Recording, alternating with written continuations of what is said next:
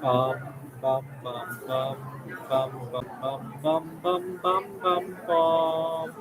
The Peter Dislike Show. Bum, bum, bum, bum, bum, bum, bum. So, one of my biggest disappointments of the whole year of 2023 has been that I love everything that I did this year. Even the toxic job that I often brag about leaving, when I think about it, if I could have it any other way and not take that job, I probably wouldn't do that. By the way, I learned a lot of social skills from dealing with that situation.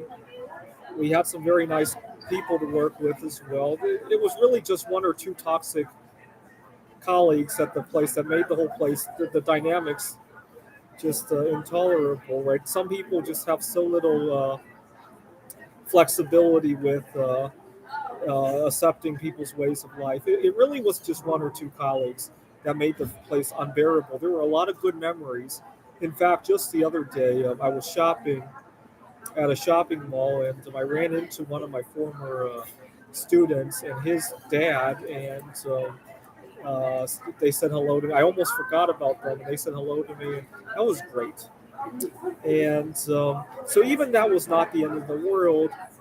I talk about my recent burnout situations. That's not the end of the world either. 3 months ago, I was really sick with long COVID. I lost my appetite. That was not the end of the world either. I had some disagreements with a girl that I tried to make a move on. She had some differences in plans for her future, and we parted ways. That was not the end of the world either. The end of the world is how fast these things just keep coming and coming. And lately, I've been so stressed out during the week that when the weekend would finally come, I was like, oh, finally, thank God it's Friday. But before I know it, half the weekend just disappears into a black hole because I fall behind on stuff, right? I accumulate sleep debt during the week. I accumulate a lot of chores that need to be done over the weekend. It's hard. It's like the weekend completely gets gobbled up with this stuff, right? Now, don't get me wrong. I was fasting the other day for Yom Kippur, and I really enjoyed everything that I did these last couple of weeks. It's just I wish I had more time to do it.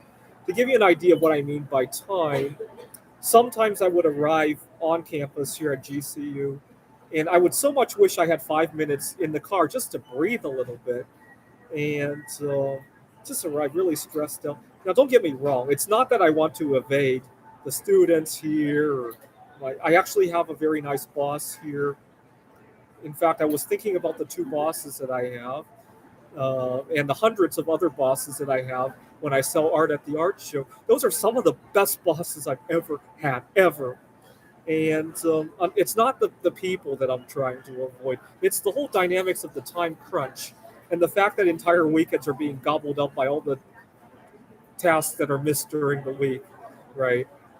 When I hear about this idea of a 3 day weekend, I'm thinking to myself, God, we needed a 3 day weekend just in order to have any weekend at all, right? Because all of your personal tasks get pushed out to the weekend.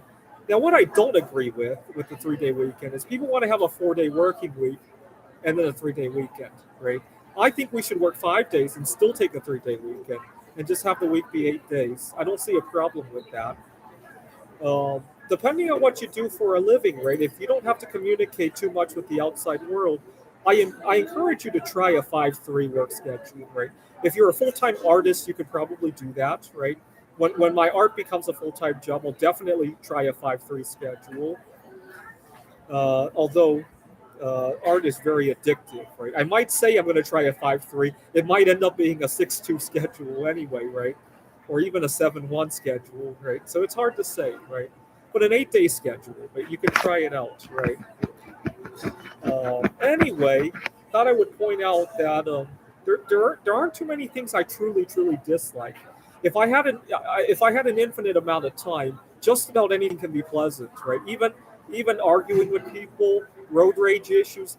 Imagine You get into a split-second disagreement on the road. If you have 10 years to mull that over, it's hard to find one person who would be angry about a situation on the road if they could think about it for even a year, even a week, right? 1 week after a road rage incident, you're already laughing at yourself, kicking yourself, right? All right, so the only thing that I truly, truly, Peter, dislike is our time crunch. Everything else I really, Peter, like. This is the Peter Like Show. Bum, bum, bum, bum, bum, bum, bum, bum, bum, bum, bum, bum. The Peter Like Show. Bum, bum, bum, bum, bum, bum, bum.